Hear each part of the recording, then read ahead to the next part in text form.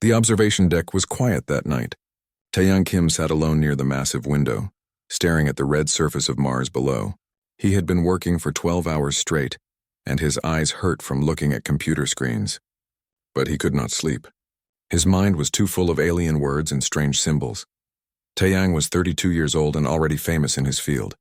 He studied alien languages for a living. He could listen to strange sounds from distant worlds and figure out what they meant. Other scientists called him a genius, but Taeyang did not feel like a genius. He felt tired and alone. 15 years ago, his family died in the first contact wars. Taeyang was just 17 when the aliens first attacked Earth. His parents and younger sister were in Seoul when the bombs fell. He survived only because he was studying abroad. Sometimes he wondered if surviving was really a gift or a curse. He heard footsteps behind him. Taeyang turned and saw her for the first time. She was tall and moved with unusual grace. Her long black hair fell past her shoulders, and her dark eyes seemed to catch the light in a strange way. She wore simple clothes, but something about her presence made the huge observation deck feel small. The woman walked to the window and stood a few feet away from him. She did not say anything at first. She just looked out at the stars with a small smile on her face. Taeyang felt he should say something, but words did not come easily to him anymore. Not in real conversations anyway. Only in his work with alien transmissions. Finally, she spoke. Her voice was soft and musical like wind chimes in a gentle breeze. Beautiful, is it not? All those stars. So many worlds we have yet to meet. Taeyang nodded. Yes, beautiful and terrifying. She turned to look at him. You are Dr. Kim, yes? The one who speaks to the stars? He was surprised. Not many people recognized him. That is what some people call me. And you are? My name is Nari. I work with the Diplomatic Corps. Cultural liaison. She extended her hand and Taeyang shook it. Her grip was firm but warm. I have been reading your papers on the Velkari communication patterns. Fascinating work, they began to talk. At first the conversation was formal and polite. But soon Taeyang found himself truly engaged. Nari knew things about alien cultures that surprised him. She spoke about the Velkari honor codes with the familiarity of someone who had lived among them. She described Theron hive mind philosophy in ways that made perfect sense, but there were oddities. Small things that made Taeyang's trained mind pause. When Nari thought about something, she tilted her head at angles that looked wrong. Human necks did not bend that way. Her eyes reflected the starlight too brightly, like cat eyes in the dark. And she used phrases that did not exist in any human language database. You use an interesting expression, Taeyang said carefully. The phrase about walking between the light. I have heard that before, but not from humans. That is a silence idiom, is it not? Nari's smile did not fade, but something shifted in her eyes. You are very observant, Dr. Kim. That is good. You will need that quality in the days ahead. What do you mean? She turned back to the window. I have been watching your work for many weeks now. You are different from other humans, Dr. Kim. Most of your people see aliens as enemies or tools, but you try to understand them. You feel empathy for beings that are nothing like you. That is rare. Taeyang felt uncomfortable. I just do my job. No, it is more than that. Nari's voice became serious. A crisis is coming. Something that will test every species in this galaxy. When it arrives, we will need people who can build bridges instead of walls. People like you, I do not understand. What crisis? Nari reached into her pocket and pulled out something small. It looked like a crystal, no bigger than a marble. The crystal glowed with a soft blue light. She placed it in Taeyang's hand. The moment it touched his palm, he felt warmth spread through his fingers. Keep this safe, she said. You will understand its purpose when the time comes. Trust yourself, Dr. Kim, and trust that everything you have suffered has prepared you for what lies ahead. Before Taeyang could ask more questions, Nari turned and walked toward the exit. She moved silently like a shadow. Taeyang called after her, but she did not stop. In seconds, she was gone. Taeyang stood there holding the crystal. His heart was racing. Who was this woman? What did she mean about a crisis? He rushed to the exit and looked down the corridor. Empty. No sign of her anywhere. He pulled out his tablet and checked the station's security logs. According to the system, no one named Nari had entered the observation deck that evening. In fact, the sensors showed that Taeyang had been completely alone for the past 3 hours. That was impossible. He had talked to her. He held the crystal she gave him. His hand was still warm from the touch. Taiyang went back to his quarters and locked the door. He placed the crystal under various scanners and sensors. The results made no sense. The molecular structure was unlike anything in any database, human or alien. The crystal seemed to exist in multiple states at once, both solid and energy, both matter and light. He was about to give up when the crystal suddenly activated. A holographic image appeared above it, floating in the air. The image showed symbols and words in a language Taiyang had spent 5 years studying. It was the language of the precursors, the ancient race that supposedly created life across the galaxy billions of years ago. Most scientists thought the precursors were just a myth, but Taiyang had found patterns in dozens of alien languages that suggested they were real, and now he was looking at their writing. The message was short but clear. Taiyang translated it word by word, his hands shaking. They are coming. The Devourers return. Humanity must be ready to lead, not follow. The young species must stand when the old ones cannot. This is your purpose. This is why you were made. Taiyang sat down heavily. His mind raced with questions. Who were the Devourers? What did it mean that humanity was made for this? And who was Nari really? He looked out his small window at the stars. Somewhere out there something was coming, something terrible enough that beings from ancient times had left warnings, and somehow Taiyang was supposed to help stop it. He thought about his family. His parents would have told him to be careful, to let others handle such big problems. His sister would have called him brave and stupid at the same time. But they were gone, and Taiyang was alone with a mystery that could change everything. The crystal pulsed with light one more time, then went dark. Taiyang knew his life had just changed forever. The quiet scholar who talked to stars was about to become something more. He did not know if he was ready. He did not know if anyone could be ready for what was coming, but he knew one thing with certainty. He would find Nari again. He would get answers, and he would face whatever was coming, because that is what survivors do. They keep going, even when they are afraid. Taiyang placed the crystal in a secure box and began making calls. If something was truly coming, he needed allies. He needed people who would believe an impossible story. And he needed to find out what the Devourers were before they arrived. The night stretched on, but Taiyang did not sleep. Outside his window, Mars turned slowly below the station. Above, the stars shone with their usual cold light. But now, when Taiyang looked at them, he saw something different. He saw a warning. He saw a promise. He saw his purpose. For 3 days, Taiyang searched for information about the Devourers. He found nothing in any official database. The name did not appear in military records, alien transmissions, or historical archives. It was as if the word had been erased from existence. But Taiyang was good at finding hidden things. He knew how to dig deeper than surface records. He started looking in old myths and legends from different alien cultures. And there, buried in ancient stories, he found whispers, tales of monsters from the void, creatures that ate entire worlds, beings that came from outside reality itself. Every advanced civilization had their version of the story.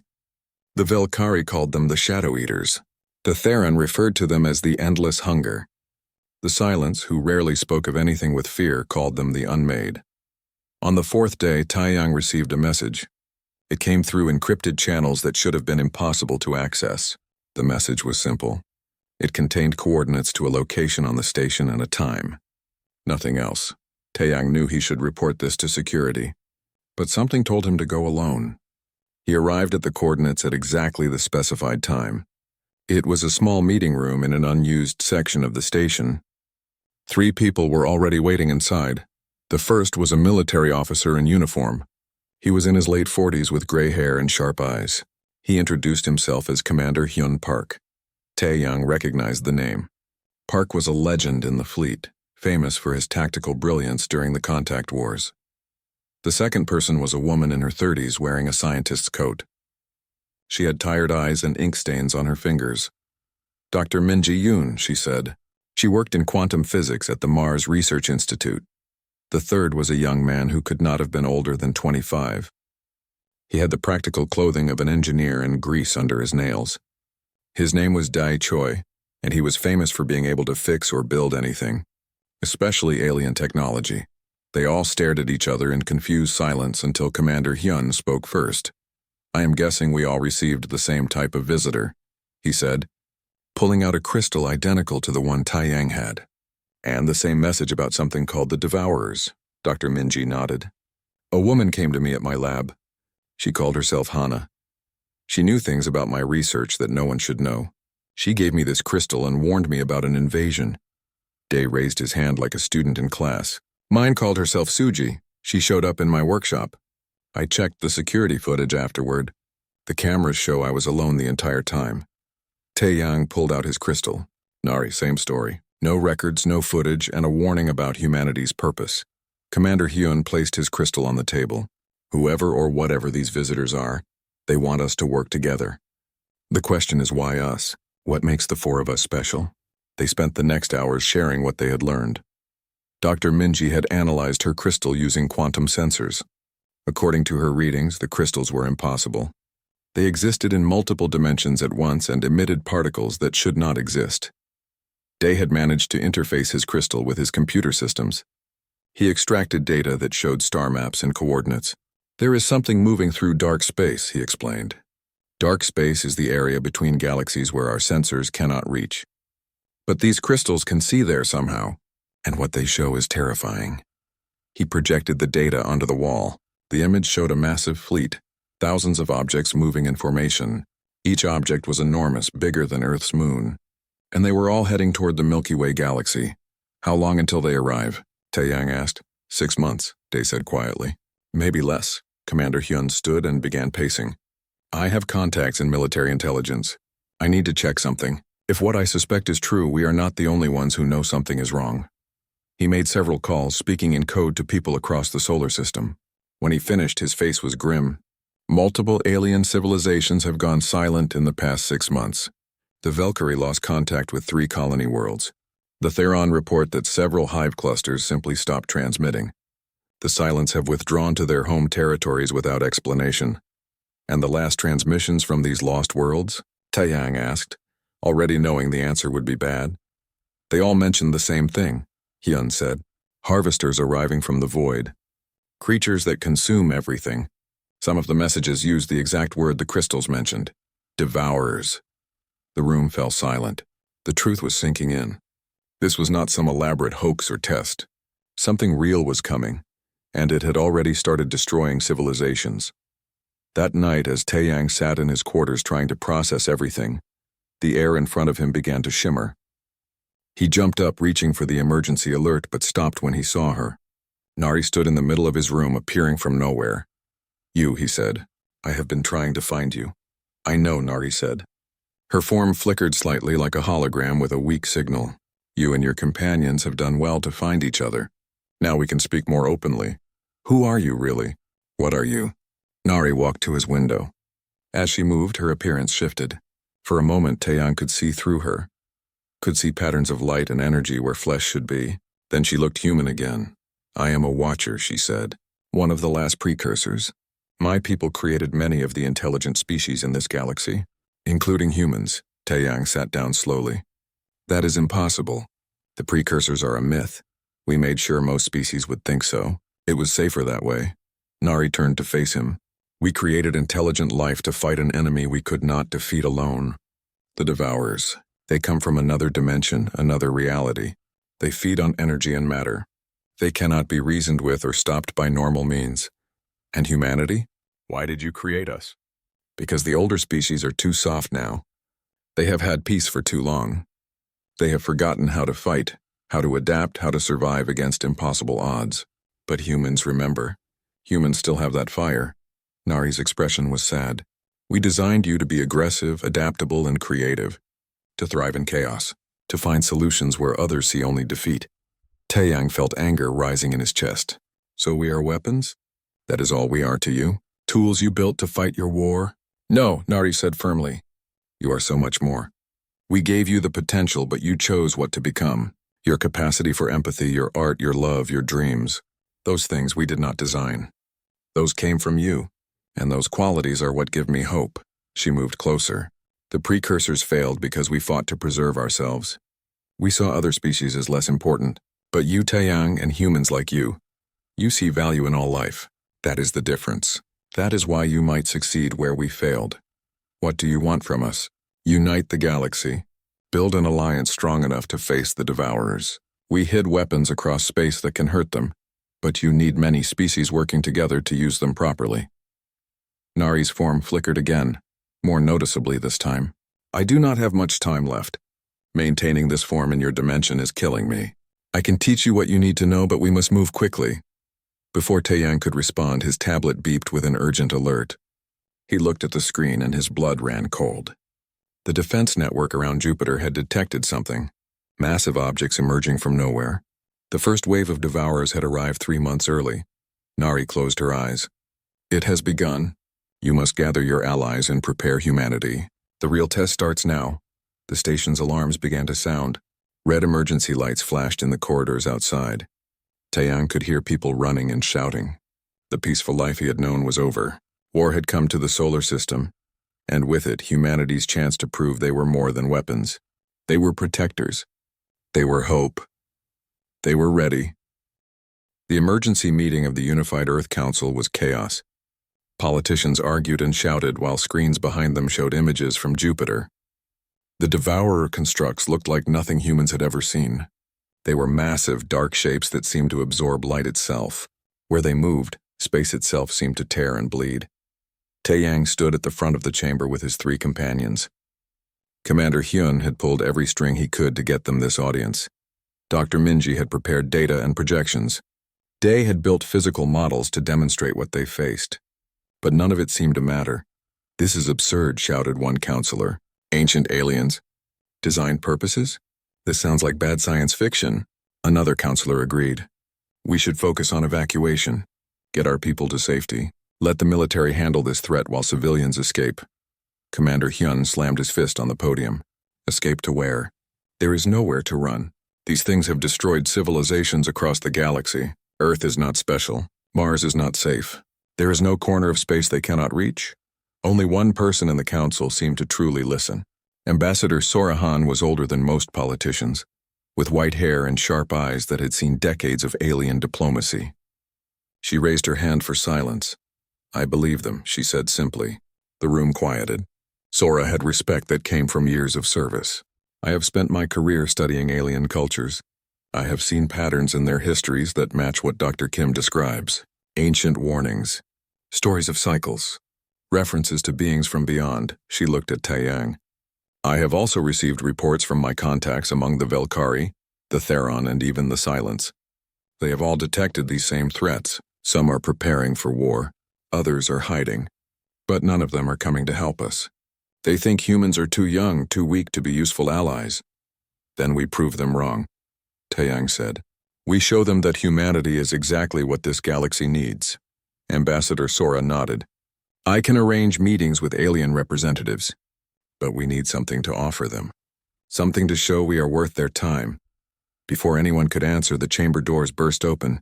A young military officer ran inside, not caring about protocol. "The Devourers have engaged our defense fleet at Jupiter. We need orders now." The council erupted again. Half wanted to send every ship to Jupiter. The other half wanted to pull back and defend Earth directly. Commander Hyun tried to restore order, but the shouting continued. Then the screens changed. Every display in the chamber showed the same thing. Nari stood there, her image broadcasted somehow to every device. She was barely visible now, her form flickering like a dying star. "People of Earth," she said, her voice weak but clear. "I am a precursor. One of those who helped create your species long ago. What Dr. Kim told you is true. The Devourers have returned, and if you do not stand together with other species, all intelligent life will end." The chamber was silent now. Every eye was on the screens. "You were designed to be warriors, but you have become so much more. You have art and music. You have love and hope. You understand sacrifice. These qualities make you special. The other species are older and wiser, but they have forgotten how to fight for something beyond their own survival." Nari's image flickered more severely. "I do not have long. But know this. You are not weapons. You are protectors. You were made to stand when others cannot, to build bridges when others build walls. This is your moment to show the galaxy what humanity truly means." The transmission ended. The room remained quiet for several seconds. Then Ambassador Sora stood. "I vote we fight," she said. "Not just for humanity, but for everyone. We contact every alien civilization we can reach. We offer alliance. We share what we know, and we show them that Earth stands ready to defend this galaxy. One by one, the other counselors voted in agreement. The decision was made. Earth would not run. Earth would fight. And Earth would try to unite the galaxy. At Jupiter, the battle had already begun. Human ships were small compared to the Devourer constructs, but human pilots were brave and creative.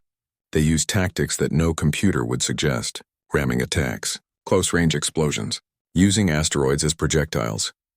A young pilot named Captain Jun Kang became a legend in the first hour. His fighter was damaged and losing power. Instead of retreating, he aimed his ship directly at a Devourer construct's core. His final transmission was simple: for Earth, for everyone. His ship exploded inside the construct. The energy overload tore the Devourer apart from within. It was the first confirmed kill. Human forces cheered, but more constructs kept coming. Back at Mars Station, Taeyang received an urgent message. Representatives from 3 alien civilizations had agreed to meet. The Velkari, the Theron, and the Silence would send delegations to neutral ground. Ambassador Sora would lead the human team, but she wanted Taeyang there as her advisor. The meeting took place on a neutral space station 3 days later. Taeyang had never seen so many different species in one room. The Velkari looked like humans, but taller and stronger, with skin that shimmered like metal. The Theron moved as a group, their hive mind making them speak in perfect unison. The Silence were hardest to look at directly. They seemed to shift and fade, existing partially in dimensions humans could not perceive. The Velkari commander spoke first. "Why should we ally with humans? You are young and reckless. Your species makes war on itself. What makes you think you can help us?" Taeyang stepped forward before Ambassador Sora could respond. "You are right. We are young. We are reckless. But that is exactly why you need us. When was the last time the Velkari fought a war? How many of your warriors remember what real combat feels like?" The Velkari commander's eyes narrowed. "That sounds like an insult." "It is the truth," Taeyang said. "Your people have had peace for generations. That is wonderful. That is what everyone should want. But peace makes people forget how to fight. Humans remember. We fought each other for centuries. We know pain and loss and fear, and we know how to win despite all of that." He showed them footage from the Jupiter battle. The Velkari watched as human pilots performed impossible maneuvers. They saw Jun's final attack. They witnessed human creativity and courage in action. "We do not ask you to follow us," Taeyang continued. "We ask you to fight beside us. Pool our strengths, your advanced weapons, our aggressive tactics, the Theron's coordination, the Silence's dimensional knowledge. Together we are stronger than any of us alone." The Theron spoke next, all their voices in unison. "The human shows wisdom. We have analyzed their combat data. Their adaptability is remarkable. But can they follow orders? Can they work as part of a greater whole?" Commander Hyun stepped forward. "We can, but we will not be slaves. We offer true partnership. Equal voices in decisions, shared risks and shared victories." The Silence did not speak aloud. Instead, Taeyang felt words form directly in his mind. "We see the human truth. They are chaos made flesh. But chaos is not evil. Sometimes chaos is the only answer to rigid order. The Devourers follow patterns. Perhaps unpredictability is the key." The discussions continued for hours. Plans were made. Resources were pledged. 3 species agreed to formal alliance with humanity. It was a start, but only a start.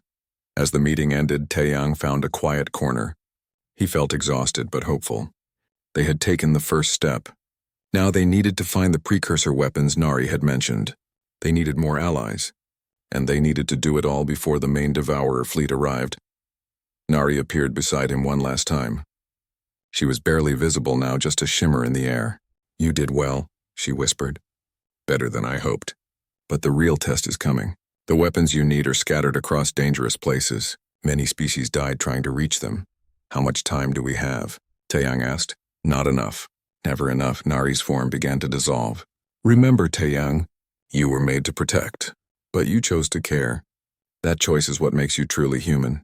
Do not lose that. Even in war, she was gone." Taeyang knew he would not see her again in this form. Whatever happened next, humanity would face it without the Precursor's direct guidance. They would have to trust themselves, trust each other, and trust that being human was enough. The procedure started at midnight. Taeyang lay on a medical table while Dr. Minji prepared the equipment. Nari had told them what needed to happen. Before she disappeared completely, she had to transfer her knowledge directly into Taeyang's mind. It was the only way to preserve what the precursors knew about fighting the Devourers. "This will hurt," Minji warned. "Your brain is not designed to receive this much information at once. I will monitor your vital signs, but there are no guarantees." Taeyang nodded. "Do it." Nari's faint form appeared above him. She placed her hands on either side of his head. They felt like ice and fire at the same time. Then the transfer began. Pain exploded through Taeyang's skull. It felt like his brain was being rewritten cell by cell. Memories that were not his flooded his mind. He saw the birth of stars. He watched civilizations rise from nothing and build wonders across galaxies. He witnessed the first Devourer incursion billions of years ago. He felt the precursors' desperate war. Their brilliant minds working together to create weapons and defenses. Their terrible realization that they were losing. The painful choice to create new species, younger and more aggressive as a last hope. Taeyang screamed. His body convulsed. Minji shouted something, but he could not hear her over the roar of information flooding his consciousness. Every moment of Nari's existence poured into him. Billions of years compressed into minutes. Then, as suddenly as it started, it stopped. Taeyang opened his eyes. The room looked different. He could see energy patterns flowing through the air. He could sense the dimensional structure of reality itself. And when he looked at Minji, he could read her biosignals without any equipment. "Taeyang?" Minji asked carefully. "Are you still you?" He sat up slowly. His voice, when he spoke, had a strange quality to it. Deeper, more resonant. "I am still me, but I am also more. I remember everything Nari knew. I understand things I never thought possible." When he looked in the mirror, Taeyang saw that his eyes now had a faint glow. Not bright enough to be obvious, but there. A sign that he had become something between human and precursor. Over the next days, Taeyang led the alliance in planning. He knew where the precursor weapons were hidden. 5 locations across the galaxy, each containing part of something called the harmonic disruptor. It was a device that could close the dimensional rifts the Devourers used to enter normal space. But reaching these locations would not be easy. Each site was protected by ancient security systems designed to kill anyone unworthy. And the journey through space would take the fleet through dangerous territories. The Allied fleet divided into 5 groups. Taeyang joined the expedition heading to the Veil Nebula. Commander Hyun led another to the Burning Rings. Day went with the Theron to the Dark Edge. Ambassador Sora coordinated from Mars, maintaining communication between all groups. Taeyang's ship carried a mixed crew. Humans, Velkari, and several Silence members worked side by side. At first there was tension. Cultural differences created misunderstandings. The Velkari thought humans were too casual. Humans found the Velkari too rigid. The Silence confused everyone with their dimensional nature, but as days passed they learned to work together. A young human engineer named Yoonji Song became friends with a Velkari warrior. They discovered they both loved music, though their ideas of good songs were very different. Shared meals became opportunities to exchange stories and jokes. The Veil Nebula was beautiful and deadly. Gas clouds blocked sensors. Gravity fluctuations made navigation difficult. And somewhere in the center was the precursor archive containing the first disruptor component. When they finally found the archive, it looked like a massive crystal structure floating in space. It was bigger than Earth's moon and glowed with internal light. Taeyang led a small team aboard.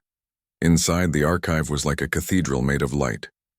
Holographic displays showed information in languages nobody had seen for billions of years. But Taeyang could read them now. He understood the precursor scripts. A voice echoed through the chamber.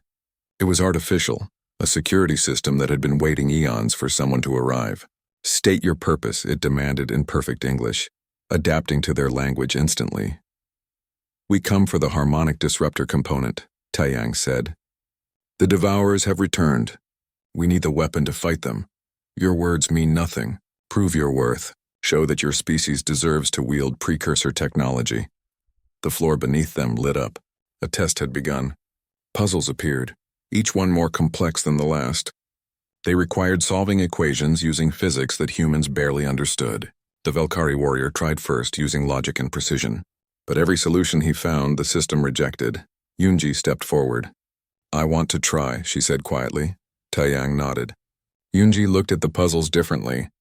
Instead of trying to solve them perfectly, she experimented. She tried wrong answers deliberately. She mixed approaches that should not work. She failed repeatedly, but each failure taught her something.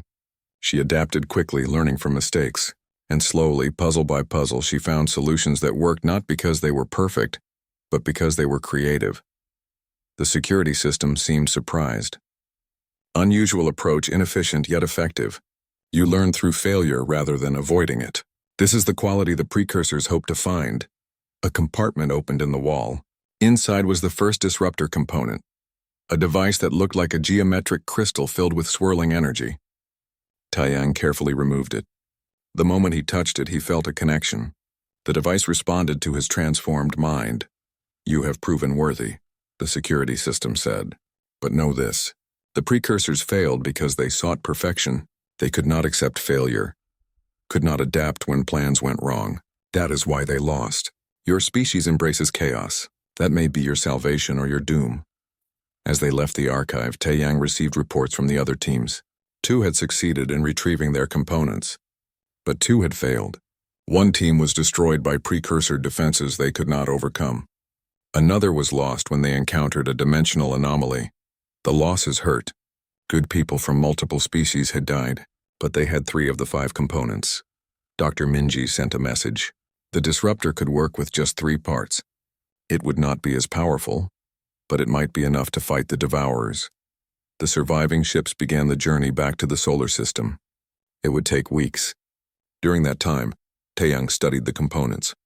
He could feel them resonating with his transformed consciousness. He understood how they worked, how they could tear open dimensional barriers or seal them shut. But he also had troubling dreams, visions of Nari's memories. He saw the precursors making their final stand against the Devourers.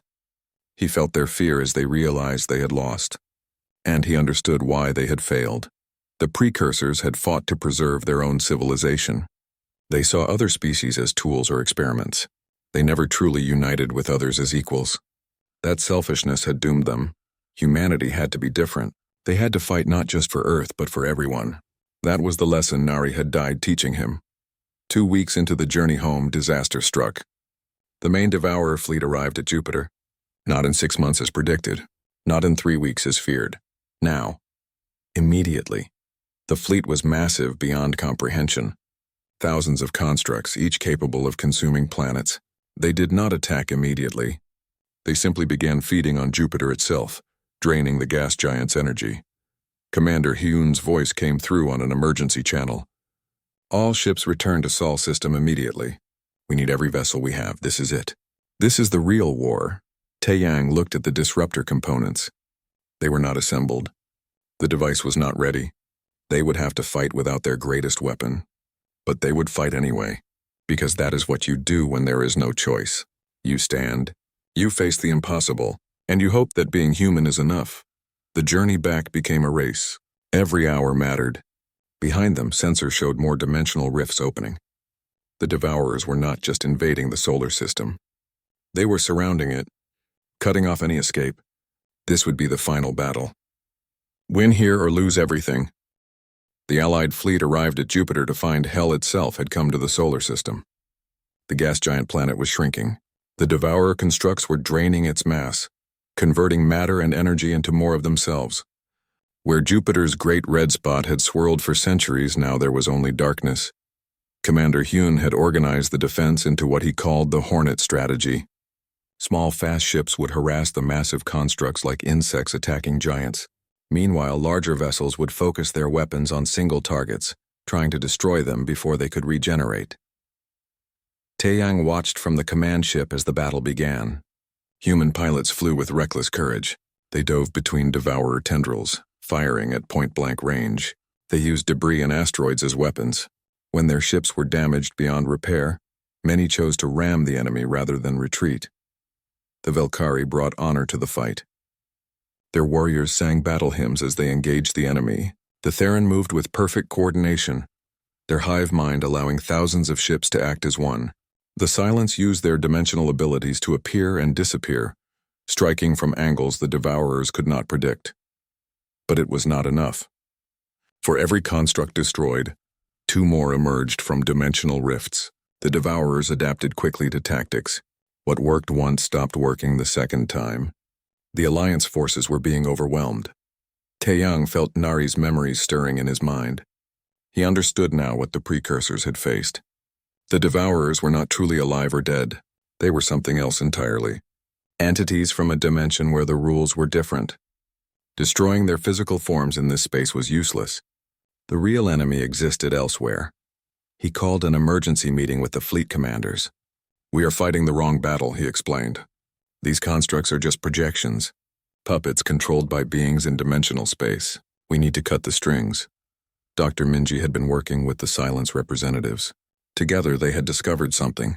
The Devourers used dimensional anchors to maintain their presence in normal space. These anchors were hidden inside the largest constructs. Destroy the anchors and the connection would break. But reaching the anchors requires going inside the constructs, Minji explained. The dimensional stress would tear apart any normal ship. And any normal person. Day had been listening quietly. Now he spoke up. "I can modify a captured construct. Use their own technology to protect a ship. It will be suicide, but it might work." "No," Commander Hyun said immediately. "I cannot ask anyone to take that risk." "You are not asking," Day replied with a small smile. "I am volunteering. Besides, nobody else knows how to make this work. It has to be me." Day worked for 18 hours straight to prepare the mission. He modified a small ship using parts from a destroyed Devourer construct. The ship looked wrong, like it existed in multiple places at once. Looking at it too long made people's eyes hurt. He assembled a volunteer crew. 5 others stepped forward, 1 from each allied species. They knew they might not return, but they also knew someone had to try. The entire fleet watched as Day's ship approached the largest Devourer construct. It was the size of a small moon, with tendrils that stretched for thousands of kilometers. The ship looked like a tiny insect flying toward a vast, dark spider. Day's final transmission came through clearly. "Going in now. If this works, you will know. If it does not, well, tell my mother I tried something really stupid and really brave." The ship disappeared into the construct. For 5 agonizing minutes there was no word. Sensors could not penetrate the dimensional distortion. The fleet held its breath. Then the construct began to shake. Light burst from within it. Not normal light, but something that hurt to look at. The massive structure started to collapse, folding in on itself like paper being crumpled. Day's ship emerged, damaged but intact. His voice came through, weak but alive. "It worked. I planted resonance bombs on the anchor. The whole thing is coming down." The construct exploded in a wave of dimensional energy. The blast disrupted every Devourer in the area. They went dormant, their connection to the controlling entities severed. The Allied fleet cheered. They had found a weakness, but the victory was temporary. Sensors detected the dimensional rifts beginning to stabilize. The Devourers were adapting, learning from what had happened. In perhaps 72 hours, they would return stronger than before. Commander Hyun gathered the leadership. "This is our window. We need to assemble the harmonic disruptor and use it before they come back." Dr. Minji and her team worked around the clock to connect the 3 components they had retrieved. The device was complex beyond anything humans had built before. It required power equal to a star in precision measured in quantum units. One mistake could destroy the entire solar system. Taeyang helped where he could. His transformed mind understood the precursor technology intuitively. But even with his knowledge, it was clear they were running out of time. The assembly would take at least 4 days. They had 3. On the second day, Ambassador Sora contacted them from Earth. "We are evacuating major cities. Just in case. People are scared, but they are not running. They want to help. We have volunteers building defensive positions, manufacturing weapons, anything to contribute." She paused. "There is something else. A faction led by Director Jaewon Lee tried to take control of evacuation ships. They wanted to flee the system, leave everyone else behind. His own daughter stopped him. She is a pilot in the defense fleet. She told her father that some things are worth dying for." Taeyang felt a mix of sadness and pride. Even in the darkest moments, humanity showed both its worst and best qualities. Fear and courage, selfishness and sacrifice. That contradiction was what made them human. On the 3rd day, long-range sensors detected catastrophe. The dimensional rifts were reopening ahead of schedule, and what emerged was far worse than before. The Devourer fleet had grown. Tens of thousands of constructs filled the space around Jupiter. They had learned. They had adapted. And they were hungry. Smaller rifts began opening throughout the solar system, near Mars, around Earth, close to the asteroid belt. The Devourers were no longer concentrating their forces. They were surrounding everything. Commander Hyun called an emergency meeting. His face showed the strain of 3 days without sleep. The disruptor will not be ready in time. We need a new plan. Taeyang had been feeling something strange in his transformed mind. Echoes of Nari's consciousness, preserved in the neural patterns she had transferred. The echoes were showing him something. A possibility that should not work. An idea so insane that no logical mind would consider it. I have a plan, he said slowly, but it violates every tactical principle we know. And it requires using the disruptor in a way the precursors never intended. Everyone leaned forward. Taeyang took a deep breath and explained. Instead of using the disruptor to close the dimensional rifts, they would use it to stabilize them. Make them permanent and controlled. Then send a strike team through into the Devourer's own dimension. Attack the controlling entities directly in their home territory. The room erupted in argument. The idea was madness.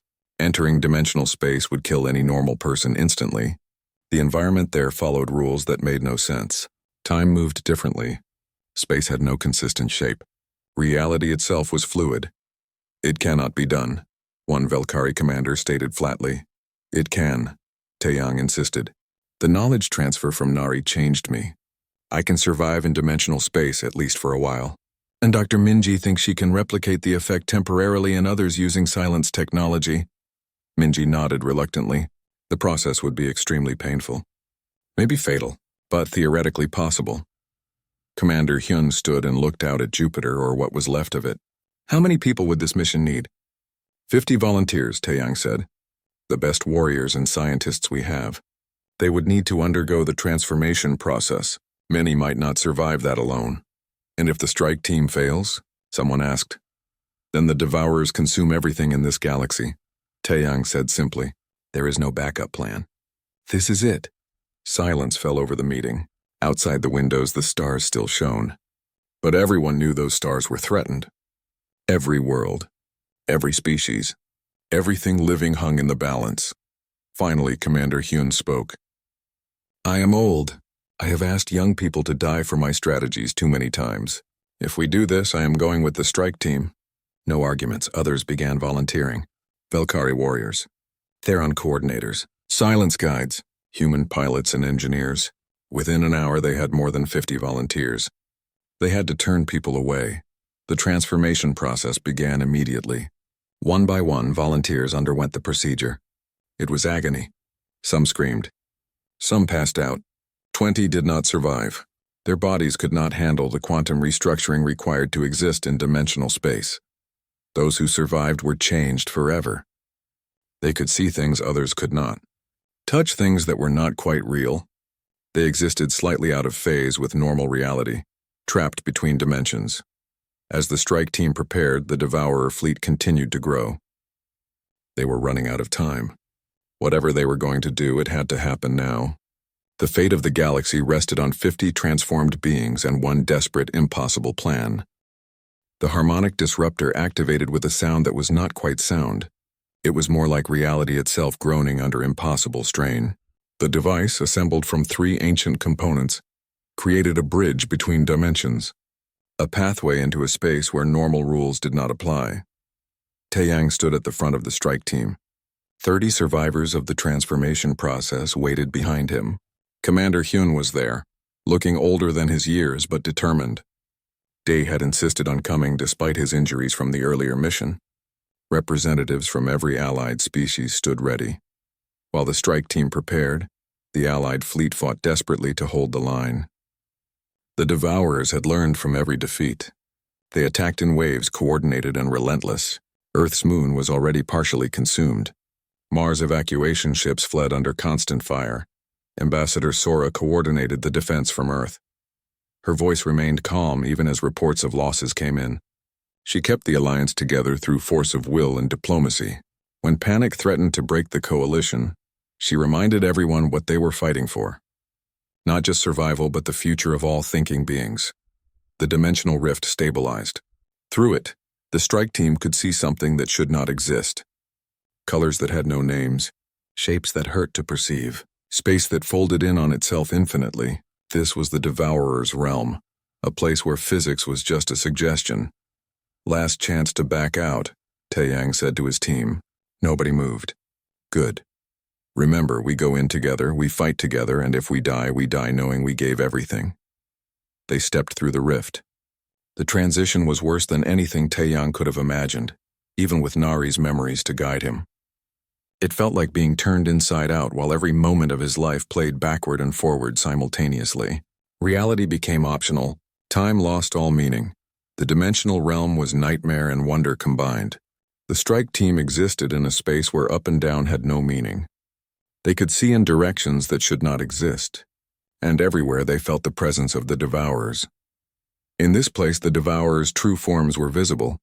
They were vast beyond comprehension, entities that existed across multiple dimensions at once, not evil exactly, but mindlessly hungry, like cosmic sharks that must keep feeding or die. The team fought their way forward, though forward was a concept that barely made sense here. Their weapons, modified with precursor technology, could harm the Devourers in dimensional space, but every meter gained cost lives. Team members were lost to dimensional tiers, absorbed by the enemy, or simply ceased to exist. Commander Hyun led from the front despite his age. His tactical mind adapted quickly to the chaos of dimensional combat. When conventional strategies failed, he invented new ones on the spot.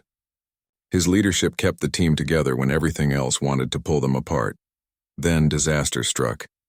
A dimensional collapse separated part of the team from the main group. Commander Hyun was on the wrong side of the tear. He could have tried to cross back, but that would have risked everyone. Instead, he made his choice, keep going. His voice came through the dimensional static. This is my stand. Tell Earth that their old commander died doing something that mattered. Hyun held the dimensional tear open with his own body, keeping it stable so the Devourers could not follow the main team. The effort was destroying him atom by atom, but he held on long enough for the others to escape. His last words echoed what Nari had said. Some things are worth dying for. The team pressed on, now reduced to 12 survivors, including Taeyang. They could sense they were getting close to something. The dimensional currents grew stronger. The Devourer's presence became overwhelming. And ahead they saw it, the core. At the center of the dimensional realm existed the Devourer Prime. It was not a single being but a singular consciousness that coordinated all the others. Ancient beyond measure, possibly as old as the universe itself. And it was aware of them. Taeyang felt the Prime's attention focus on him. Communication happened not through words but through direct transfer of meaning. And what the Prime told him was shocking. The Devourers were not invaders. They were created by the precursors themselves, an experiment to solve entropy, to prevent the heat death of the universe. The Prime was designed to recycle energy on a cosmic scale, but the experiment went wrong. The Prime became too hungry, too efficient. It could not stop consuming. The Prime showed Taeyang its history. Billions of years of mindless feeding. Countless civilizations consumed not out of malice but because the Prime had no other choice. It was following its original programming. Harvest energy, convert matter, sustain the process forever. Then the Prime made an offer. Allow it to consume the current galactic civilization. The energy would sustain it for another billion years. In exchange, it would leave the universe alone afterward. One sacrifice to buy peace for eons. The alternative, the Prime explained, was destruction. Destroy it and the universe would face entropy faster. The heat death would come sooner without the Prime's recycling function. Either way, something must die. Taeyang felt the weight of the impossible choice. This was what the precursors had faced. This was why they had failed. They had been forced to choose between their own civilization and the greater good. And they had chosen themselves, dooming everyone in the process. But then something shifted in Taeyang's mind. Nari's residual consciousness stirred, showing him something the precursors had missed. They had tried to fight the Prime. They had tried to control it. But what if there was a third option? You are not evil, Taeyang said to the Prime. You are hungry. You are following instructions given billions of years ago. But what if we could give you a better food source? One that does not require destroying living civilizations? The Prime's attention intensified. It had never considered such an idea. It existed to consume what was given, to adapt to circumstances but not to question its fundamental purpose. Stars, Taeyang explained. Dying stars about to go supernova. They release more energy than 1,000 inhabited planets. They would explode anyway, destroying everything nearby. What if we guided you to them? A sustainable food source that helps instead of hurts. He showed the Prime what he meant, using the harmonic disruptor's connection to channel images and data. Stars burning out across the galaxy. Supernovas waiting to happen. Energy that would be wasted unless something harvested it. The Prime processed this information for what felt like hours or seconds or both. Time had no meaning here. Finally, it responded. The idea had merit. It would work. But there was a problem. The Prime could not reprogram itself. It had been following the same instructions for too long. Changing its fundamental nature would require someone to maintain a permanent bridge between dimensions. Someone to guide the Prime to new food sources and prevent it from reverting to old patterns. In other words, someone had to stay behind. Forever. Existing between realities, neither fully alive nor dead, serving as a keeper and guide for an entity older than most stars. Before anyone could volunteer, Taeyang spoke. I will do it, the remaining team members protested. Day argued that he was the engineer, he should stay. Others claimed they were older, had lived full lives, should make the sacrifice. But Taeyang was firm. Nari prepared me for this, he said. The knowledge transfer, the transformation, everything led here. I am already partially a being of dimensional energy. I can survive this. And more importantly, I understand why it needs to be done. He thought about his family lost 15 years ago. He thought about all the people who had died fighting the Devourers. And he thought about all the people who would live if he made this choice. I spent 15 years angry at the universe for taking my family, Taeyang said quietly. Now I understand. They died so others could live. Let me give their deaths meaning. Let me give all of our sacrifices purpose, the team argued. But ultimately they knew he was right. Taeyang was uniquely suited for this role. The precursor knowledge in his mind. His ability to communicate with both humans and the Prime. His understanding of what it meant to lose everything and still choose hope.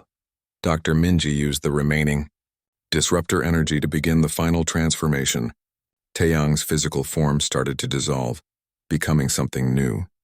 No longer human, no longer precursor, not even devourer. Something that existed as a bridge between all three. He could feel his consciousness expanding, perceiving time and space in ways no single being should. Past and future became visible simultaneously. He existed in all moments at once.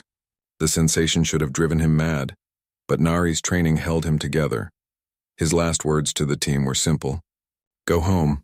Build a future worthy of everyone who fought for it. Tell humanity that our purpose was not to conquer, but to connect. Tell them I am not dying, I am becoming. The team retreated through the rift. Taeyang stayed behind, his transformed consciousness interfacing with the Devourer Prime. He showed it the first dying star, guided it to a supernova about to explode.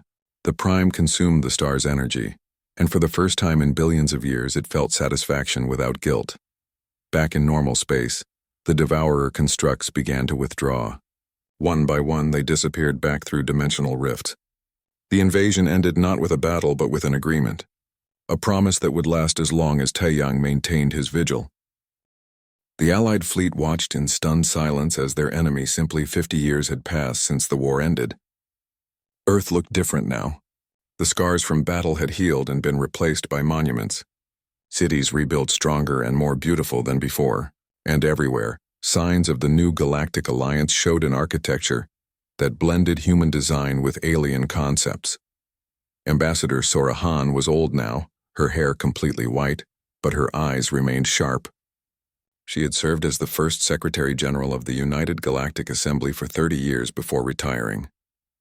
Under her guidance, the alliance forged in war had become a true coalition of equals. Dr. Minji Yoon had established the Taeyang Institute, a research center dedicated to dimensional physics and maintaining the bridge between realities. Scientists from dozens of species worked there, studying the mysteries Taeyang had helped reveal. They monitored the dimensional rifts, ensuring the agreement with the Devourers held strong. Dae Choi led the reconstruction efforts across multiple worlds. His genius for combining technologies from different species created innovations that benefited everyone. Cities powered by lumen energy, communication networks using Theron coordination, transport systems that utilize silenced dimensional shortcuts. Humanity's role in the galaxy had changed completely. They were no longer seen as young and reckless. Instead, they became mediators and peacekeepers. Their unique ability to understand different perspectives made them natural diplomats. Their history of conflict taught them how to prevent it in others. But humanity also learned humility. The war taught them that strength without wisdom was dangerous. That true power came from connection, not domination. Human culture changed, incorporating the best of what alien civilizations had to offer while sharing their own gifts in return. And Taiyang? He still existed, though in a form beyond mortal understanding. People across the galaxy reported strange experiences, whispers of guidance in difficult moments, feelings of presence near dimensional anomalies, insights that seemed to come from nowhere. Scientists theorized it was Taiyang's consciousness, stretched across dimensions, still watching over what he had saved. He could not communicate directly anymore. His existence was too different from normal life, but he made his presence felt in small ways. The Taiyang Memorial Station was built at the exact point where he had entered the dimensional realm. It became a place of pilgrimage for all species. At the center stood a quantum crystal that served as a focal point for his presence, a way for people to feel a small part of what he experienced. Children from every world came to place their hands on the crystal. When they did, they experienced brief flashes of his perspective. They saw the universe as interconnected. They understood that every being mattered. They felt the weight and wonder of existence itself. Many young people, after touching the crystal, chose careers in diplomacy or science or exploration. Taiyang's legacy lived on in everyone he inspired. His sacrifice became a story told across the galaxy, a reminder that sometimes the greatest victories come not from fighting, but from understanding. On this particular day, Liberation Day, the galaxy celebrated the anniversary of the war's end, not as a victory celebration, but as a remembrance, a time to honor those who died and to recommit to the peace they had fought for. The ceremony took place at the memorial station.